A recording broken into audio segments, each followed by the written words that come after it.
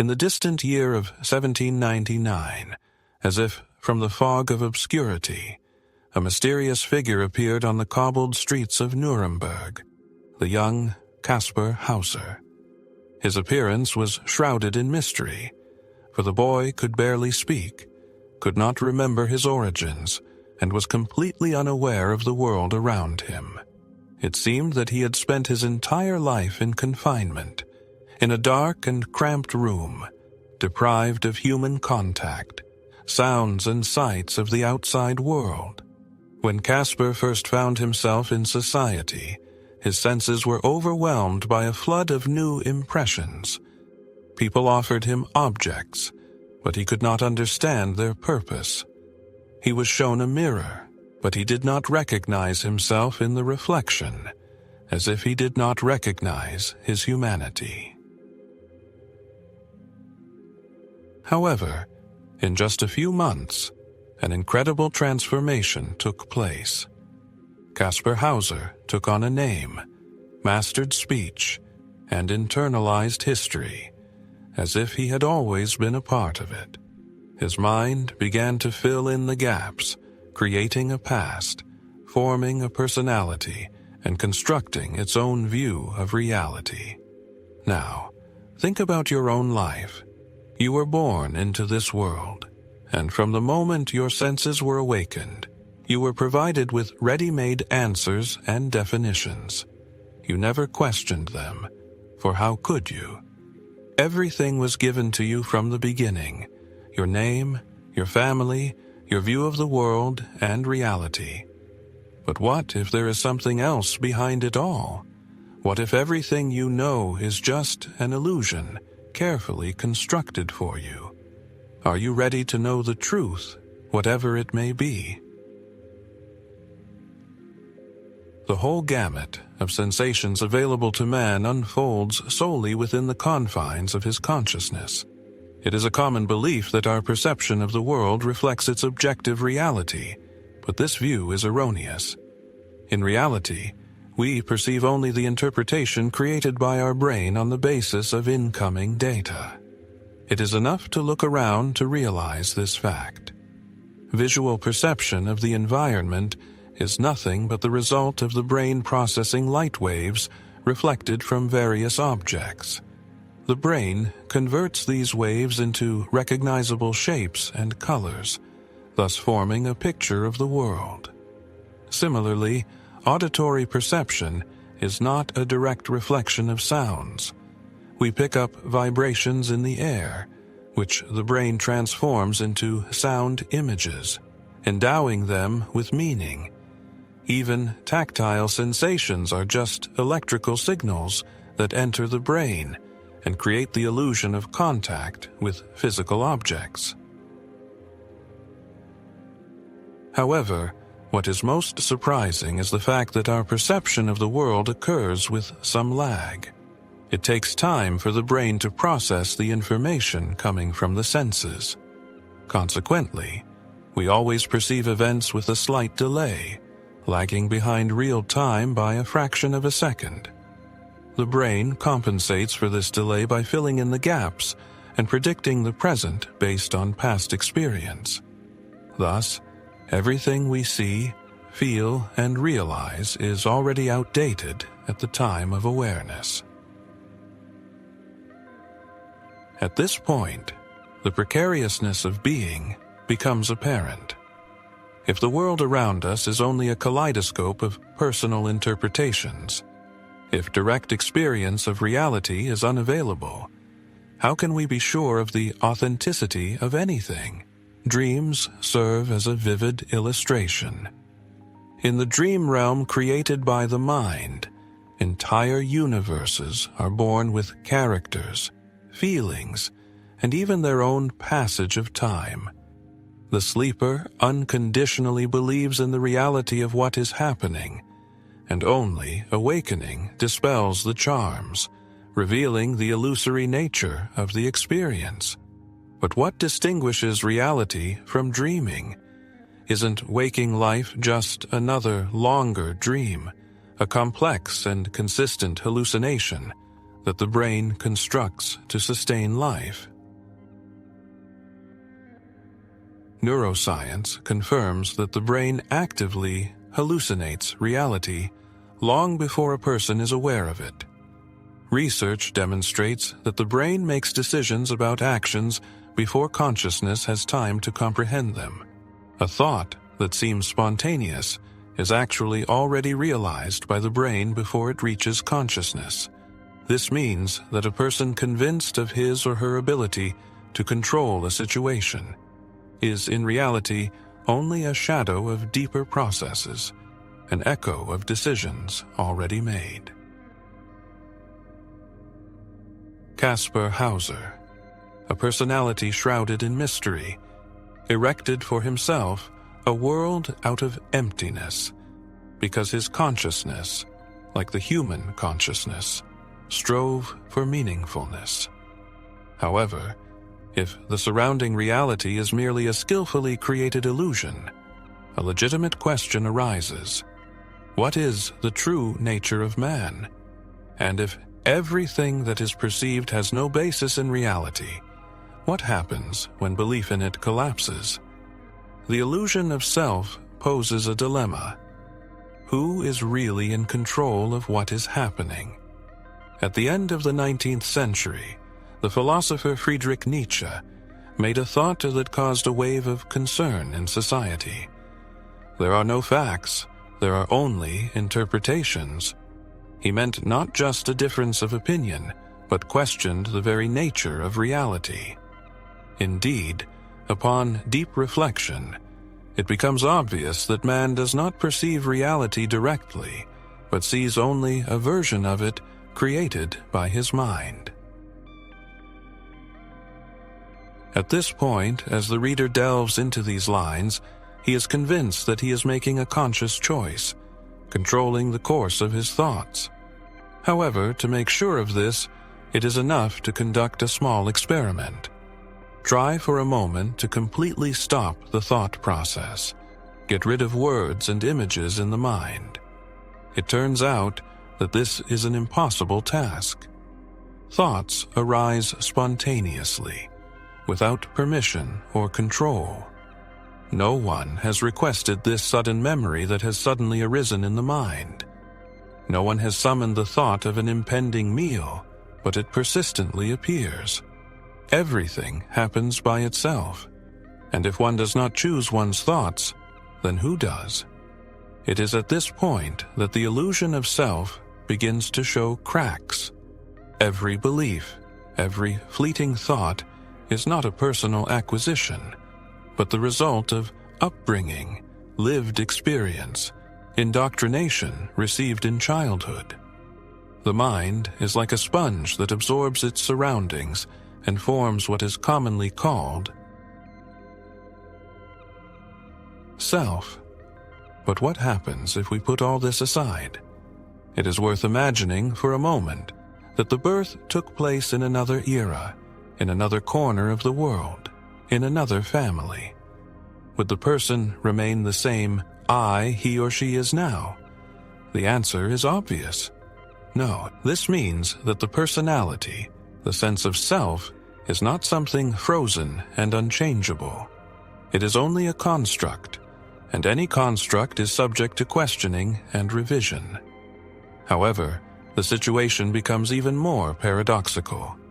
Modern neurobiologists argue that the I, that a person thinks he or she is, does not really exist in the brain as a separate entity. Instead of a single command center where some master you gives orders, the brain is a complex network of millions of competing processes that, when combined, create a sense of a coherent self. Imagine a noisy crowd where everyone is shouting their opinions. At some point, one voice is louder than the others, and it seems to be the voice that expresses your true self. But then another voice comes to the fore, and suddenly you feel different, more confident, anxious, or relaxed. That's why it's so hard to curb your own thoughts. The you, that thinks you're the master of the situation is just one of many thoughts. Extend this realization to all aspects of your existence. Emotions will come suddenly, without your consent. Desires will arise out of nowhere. Fears will appear out of your own free will. If it is not you who is driving all of this, then what is you really? This question has echoed in ancient spiritual teachings for thousands of years. In Buddhist philosophy, this phenomenon is called anatta, the doctrine of the absence of self, while Hindus use the term Maya to describe the illusory nature of the material world. Remarkably, even modern scientific research is beginning to confirm the ancient knowledge available to mystics for centuries. The concept of the self appears as a narrative, perhaps useful and instructive, but still only a story. Like any story, it is subject to change and reinterpretation. The moment one ceases to identify unconditionally with the thoughts that arise in one's mind, when one begins to see them as passing clouds rather than as unshakable truths, a transformation takes place. What is revealed is the realization that he has never been merely a thinker, but has always been an awareness observing the flow of thoughts. However, what happens when one is fully immersed in this state of awareness? What happens when he stops believing in illusion, mistaking it for absolute reality? The veil of reality turns out to be much thinner than is commonly believed. For centuries, humanity has held the belief that reality is something tangible, unchanging, measurable, and definable.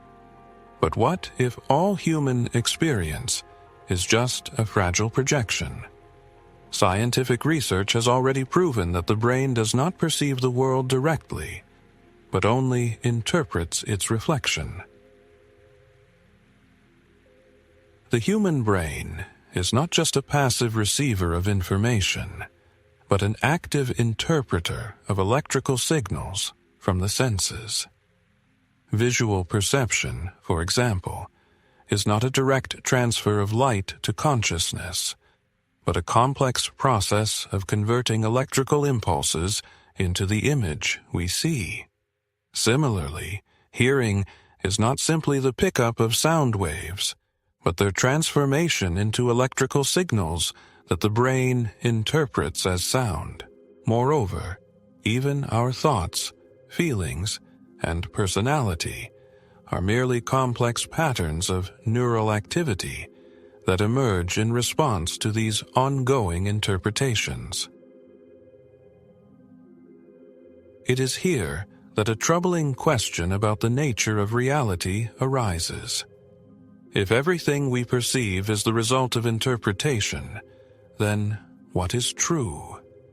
This idea is reminiscent of the concept of dream within a dream, where everything seems real until the moment of awakening, when it becomes clear that it was only a construct of the mind. A legitimate question arises.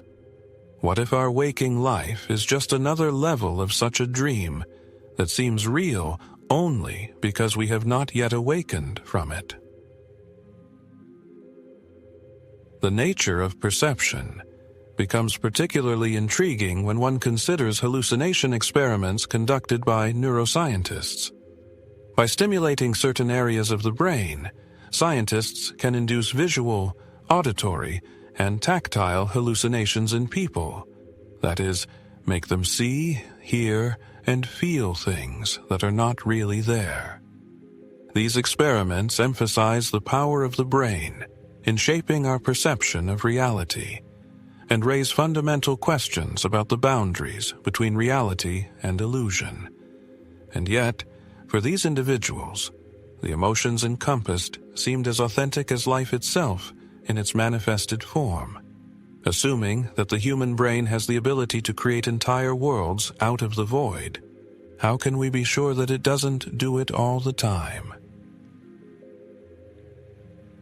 It is worth considering how cleverly the mind fills in the gaps in perception.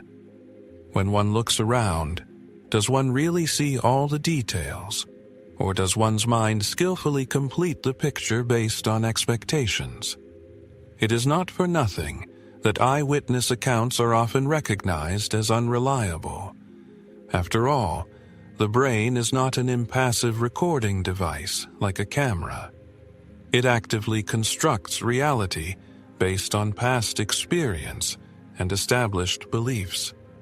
And that's just the beginning of amazing discoveries.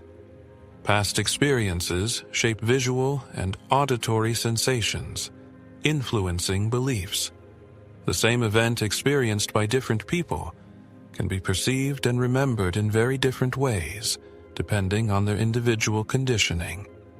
This means that the mind does not represent the objective world in its entirety, but is a story through the filter of personal biases and perceptions. And what is most striking is that a person often does not realize this process. A legitimate question arises. If the mind is constantly shaping, filtering, and constructing reality while remaining unnoticed, how can one be sure of the authenticity of anything? If the only truth available to man is merely a narrative created by his mind, what happens when faith in that story fades? In that case, man never perceives reality in its true form, but only what his mind allows him to see. There is a striking experiment that clearly demonstrates how much reality is filtered before reaching consciousness. In the 1990s, psychologists conducted a study in which participants were asked to count the number of passes of a basketball between players. In the middle of the video, a man dressed in a gorilla suit walked right across the stage. He would stop, wave hello, and then walk away. After watching the video, the researchers asked participants if they noticed anything unusual. Surprisingly, more than half of the subjects didn't notice the gorilla at all. How is this possible? After all, their eyes physically saw her, light reflected off her figure and onto their retinas. The information was available, but the brain filtered it out because it did not fit the task on which it was focused. This example serves as just a small illustration of how the mind actively hides many details from a person every second of their life. The mind focuses on certain aspects, sifting out anything it deems unimportant, and thus forms a subjective perception of reality. Imagine that your entire life, everything you know and believe in, is just a skillfully created illusion, carefully filtered and presented to your mind. Stop for a moment and reflect on this thought. After all, it is your mind that shapes every aspect of your perception, your beliefs, your attitudes, your sense of self. It's like wearing invisible glasses that let in only certain rays of light, cutting off all others. Take language, for example. If you only speak one language, you are inevitably imprisoned mentally by its grammar and vocabulary. There are languages that have concepts that are completely foreign to yours. These are ideas that you literally cannot think of because your mind does not have the tools to process them. A similar process happens with perception itself. Ancient civilizations believed that the world was inhabited by spirits and invisible forces that were as real to them as the air we breathe. However, the modern scientific worldview filters out these possibilities before they reach our consciousness. This raises a troubling question. What part of reality are we overlooking simply because we have been taught to ignore it? What horizons of perception remain closed to us because of the invisible filters embedded in our consciousness? That is why people who have undergone deep spiritual transformations or have had powerful psychedelic experiences often claim that they cannot see the truths that have been revealed to them. For a brief moment, they broke through the invisible barriers of their own consciousness. As a proof of such filtering influence that happens to each of us in everyday life, it is enough to recall cases of heated arguments with people whose point of view on a situation was radically different from yours. Remember how sometimes memories of events turn out to be distorted, not corresponding to the real course of things, or how beliefs that are taken on faith without a shadow of doubt seem naive and incomprehensible years later. All of these are manifestations of illusion in action. The issue is not that the reality around us is false. The problem is that our perception covers only a fraction of reality, and we often do not realize the magnitude of what we are missing. And the most disturbing part is that the brain isn't just filtering out random details. It filters out anything that contradicts the picture of the world already established in our minds.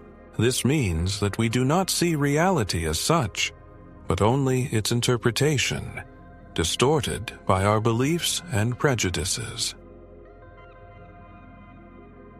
The perception of reality is shaped by expectations, which has a profound effect on our understanding of the world.